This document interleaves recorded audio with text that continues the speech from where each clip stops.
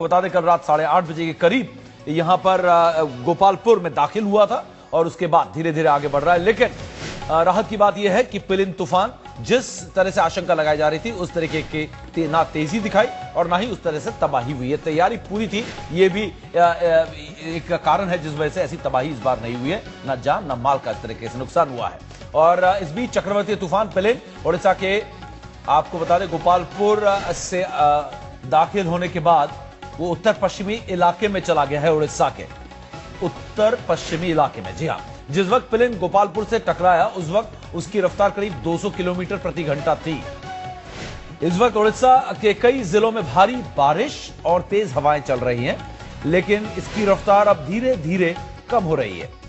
12 तटीय जिलों में बिजली व्यवस्था पूरी तरीके से ठप हो चुकी है। हालांकि एहतियात के तौर पर भी बिजली को बंद किया गया है। फोन सेवाओं पर भी असर पड़ रहा है और कई इलाकों में फोन सेवा भी पूरी तरीके से ठप है। मौसम विभाग की माने तो अगले 48 घंटे तक भारी बारिश की आशंका है।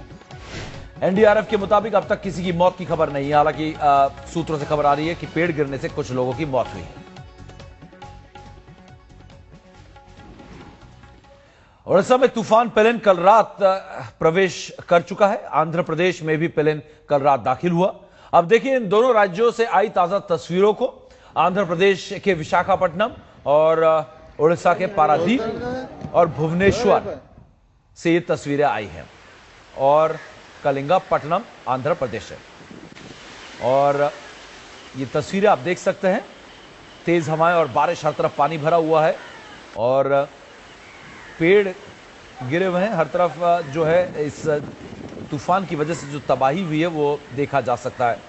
जान बचाने में तो कामयाब हुई, लेकिन लगातार जो एक्सपर्ट्स कह रहे थे कि माल बचाने में कामयाब होना बड़ा मुश्किल है ऐसे तूफान में जो 200 से 220 240 तक की रफ्तार से आते हैं। चक्रवाती तूफान था ये और 15 से 20 किलोमीटर प्रति घंटे की रफ्तार से आगे बढ़ा और करीब 2.5 घंटे देर से ये गोपालपुर, जो कि इस तूफान का केंद्र था जहां से इसे दाखिल होना था, वो पहुंचा यहां पर। समंदर की लहरें भी शांत हो रही हैं। आंध्र प्रदेश में करीब 3 से 3.5 मीटर तक की ऊंची लहरें उठ रही थी, अब ये लहरें धीरे धीरे ठंडी पड़ रही हैं। ये तबाही तूफान की वजह से जगह जगह पर ये सड़कें जो है ब्लॉक हो रही है पेड़ के गिरने से। कलिंगापट्टनम की ये तस्वीरें आंध्र प्रदेश से आप देख सकते हैं कि लहरें भी काफी शांत हो गई हैं।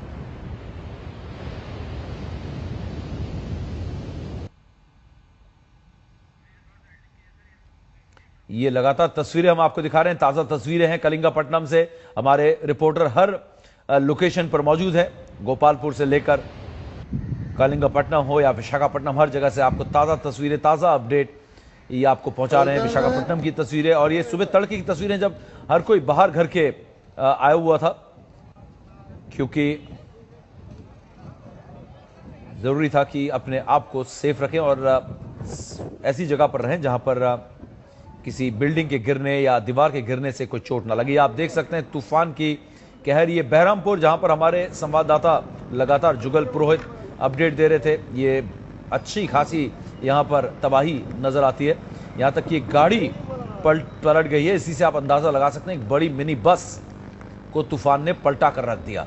तो इसी से इस तूफान की ताकत का, तेजी का, हवाओं का अंदाजा लगाया जा सकता है। बिजली पूरी तरीके से गुल है बहरामपुर में। फिलहाल एहतियात के तौर पर बंद कर दिया गया था, लेकिन जिस अंदाज में पेड़ और गाड़ियां, जिस तरीके से हवा चली है, आप देख सकते हैं कि बिजली की तारों में कपड़े और अलग अलग जगहों पर बिजली के खंभे गिरे हैं। बिजली का बहाल होना फिलहाल अगले कुछ चंद घंटों में मुश्किल नजर आ रहा है। हालांकि तूफान यहां से गुजरा है, लेकिन तेज बारिश और तेज हवाएं चल रही है। अलर्ट अभी भी जारी है, अलर्ट को हटाया नहीं गया है। दुर्गा पूजा के पंडाल पूरी तरीके से उखड़ गए, खराब हो गए। आप देख सकते हैं ये उड़ीसा की तस्वीरें। दुर्गा पूजा का ये पंडाल पूरी तरीके से उखड़ गया और पूरी तरीके से बर्बाद हो गया। बड़ी इमारत की साइज का ये पंडाल तेज हवा और बारिश में उखड़कर खत्म हो गया।